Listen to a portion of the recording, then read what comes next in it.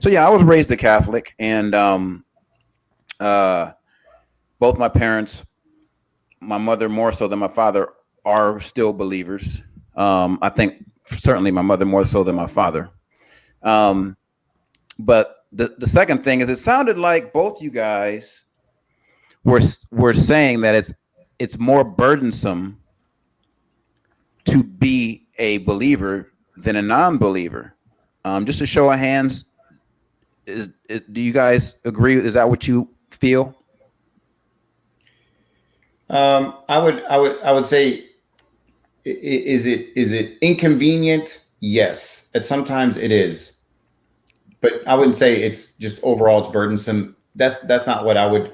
That's not how I would describe it. I know I might have come off like that, but Yeah. to me, my beliefs, my me being a Christ follower, in certain instances in my life can be very inconvenient, and I wish it wasn't true. Burdensome, you mean in my everyday life? No. Well, you said so.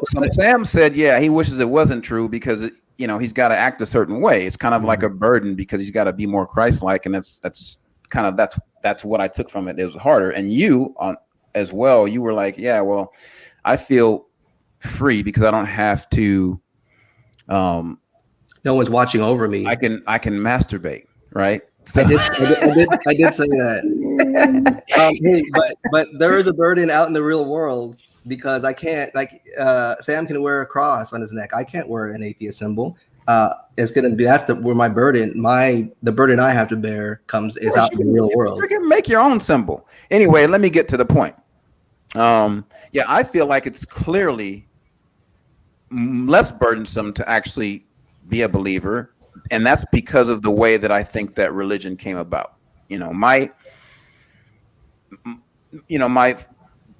a lot of my background is in psychology, my early undergrad background, and my thought process is that man created religion and not the other way around.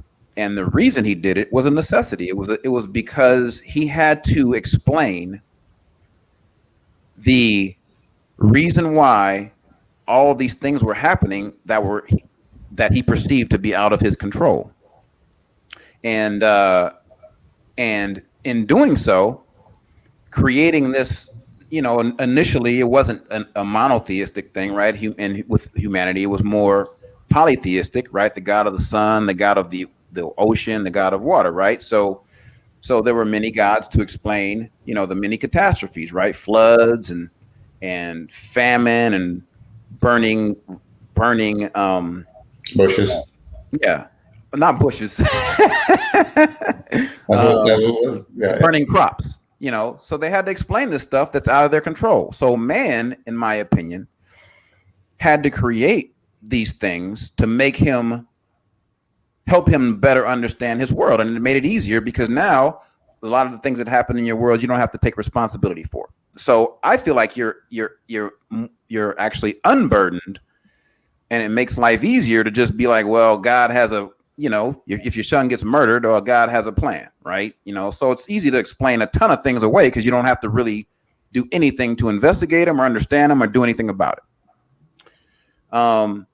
So that's kind of the first point. I'm gonna have I need to make a point about that, but that's your first point. Okay, well, go ahead, make your point, and then I'll come back. So this is the easiest. I think to me, this is what they call the genetic fallacy. So you said genetic. Say that again. You said genetic fallacy. It's a genetic fallacy because it doesn't matter how we arrived at the conclusion. So, for instance, let's say I have a 3-year-old. I put this astronomical physics equation in front of him or her and say, let's say the answer is 5, whatever, right? And the kid looks at it in his own little mind. He's like, well, I see a bunch of this and this and that and blah, blah, blah, blah. And he's like, oh, you know what? I like this letter and let me just subtract this and this. And they're going to look at you and say, well, the answer is 5. Well, the answer is 5, right? Yeah. So because he thought in a different way, you're like, dude, you didn't even come close to thinking the right way. But you got the answer right.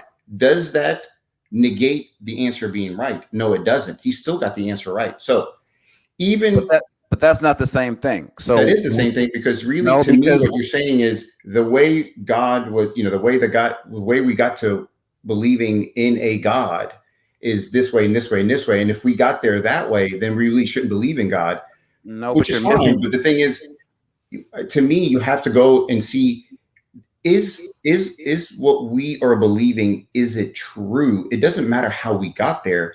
Is it true? Yes or no? Does that make But sense? you're missing the fundamentality of what I said. I said man created God, not the other way around. So regardless of, let's say we agree that God exists, regardless of whether or not we got there the wrong way. My point is that, most people who believe in God say that God is the creator of all things. Well, if man created God, then God didn't create him. So that is not a logical fallacy. That is an impossibility with respect to one creating the other, not the other creating one. Does that make sense? Right, but I think, to me, that my analogy still holds, right? Because if that kid goes in there and he starts creating some weird little formula of his that really is not for that physics problem, right? He created something out of his head that you're like, you know what? No, this makes sense to me because of this way or that way. But he comes to the actual answer, the right answer. Then you're like, well, the answer is still the answer. So I understand, let's say we did create God and this and this and that. Fine, right? But my whole thing is that doesn't prove or disprove if there's an actual super being or there's a supernatural being. You still haven't disproved that. Does that make sense? You just said how I got there, which is fine, but you have to still disprove what I'm believing, which is, well, okay, we know how you got there, fine, but is there a God? Let's really look at the evidence or did some deductive reasoning to see if there is a God. Well, let me finish and then I'm gonna let Will take this. All right, go ahead. So I still think you're missing the fundamentality. If you believe that God is all powerful, omnipotent, and created all things, then it's impossible for him to be created by man, which is what I believe. I believe man created God out of his own consciousness. Are you saying they actually created a God or the idea of God? The idea of God. The concept. Right, so they created the idea of God. That has nothing to do with God being who he is. Right, but we believe it, right? You're a human being, I'm a human being, and their traditions get passed down. All those traditions get passed down, right? So if your mother believed in God, the high likelihood is that you're going to believe in God. So those traditions get passed down. Now, whether or not my point isn't to prove you wrong or to, I'm just expressing around you guys the way that I think that God came about, and it's not this supernatural being. I believe that he was created by man to help man understand the trials and tribulations of his existence. Will, I'm gonna go ahead and let you jump in if you have anything to say about this. Yeah, let me summarize what y'all are saying. I've been taking notes myself. So Mac is saying that it's just go back to our hunter-gatherer days, right? 20,000 years ago, 30,000 years ago. That I also want to go back to what you said, Sam, about the question you were posing to me about this high standard. And it actually, Matt kind of said the same thing, and I'll crystallize it here, that this high standard that is the anchor, I forgot the term you described, but that is a projection from man to an imagined God, an imagined religion, that standard. That's what Mac is saying, and that's kind of what I believe as well. When this happened, 20,000 years ago, 15, we don't know.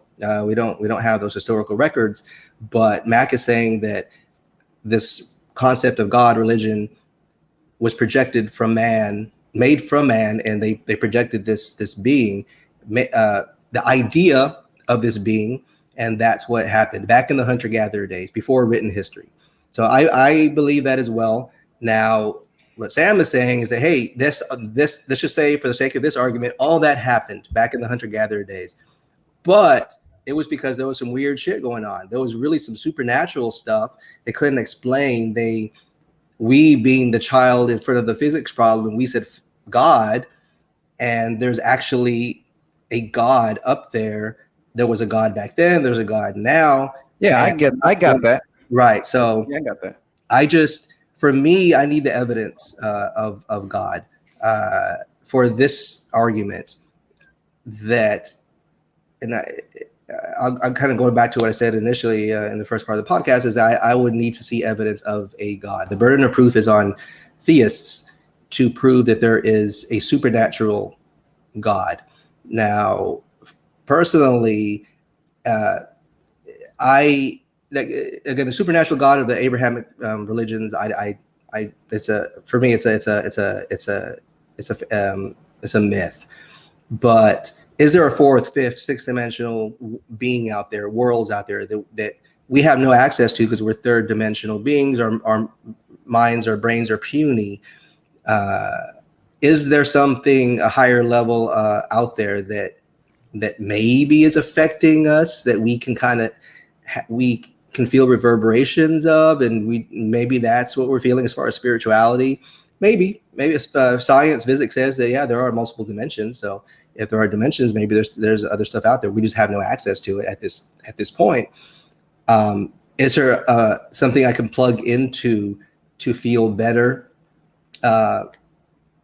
Maybe an energy of the universe. Again, the spirituality. I'm not going to discount that. It seems a little bit more based in reality. But is there a supernatural being that's looking down on me or answering prayers of believers? That's where I'm going to need to see some proof besides a book written in the Bronze Age. Awesome.